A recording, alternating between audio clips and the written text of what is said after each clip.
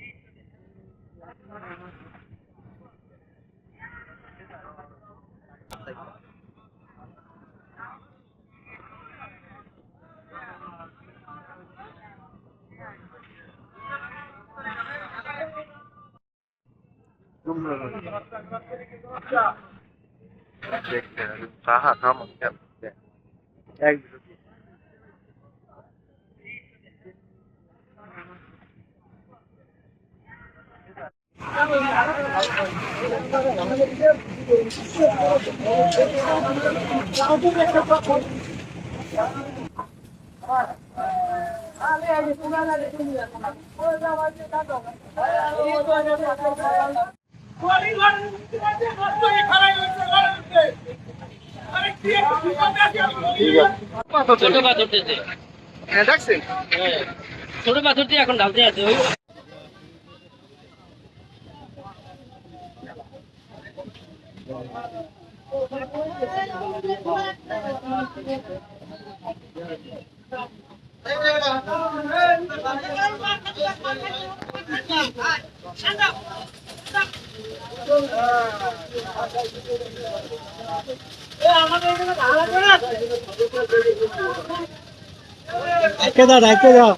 ডাকে দে ফিরুজ ভাই।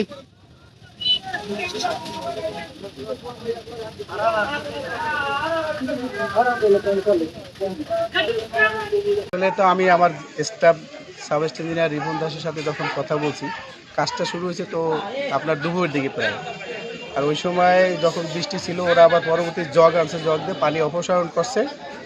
এবং এবং আমি ওইটাই বলতেছি, যেহেতু আপনি গুণগত মান বলছেন নষ্ট হবে তখনই যদি ওইখানের যে ম্যাটেরিয়ালসটা দেবে সেটা যদি ওই জায়গায় যে এখন তো অল্প অল্প বৃষ্টি আছে, এই বৃষ্টিটা যদি ওই জায়গায় থাকে সেক্ষেত্রে দেখা যায় আমাদের গুণগত মান নষ্ট হবে না।